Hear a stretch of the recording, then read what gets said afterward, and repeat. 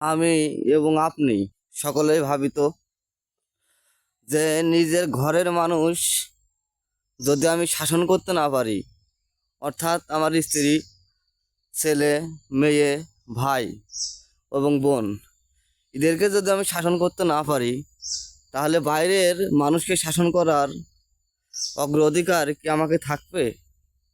তার কারণ ঘট্টর আমার ঘরই ঠিক নাই, আরেকজনকে শাসন করব কি? তো জ্ঞানীর প্রভাত আগে বলতো,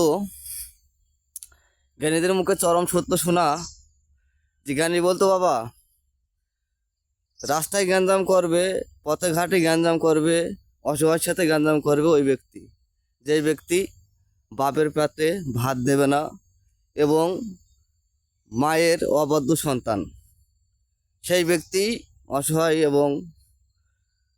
অসহায় দরিদ্র মানুষের সাথে হানাহানি, হাতাহাতি এবং বেঘাত ঘটানোর সৃষ্টি তারা তৈরি করে। ঘট্টর তাদের ঘরে ঠিক নেই, আবার পরকে শাসন করতে যায়।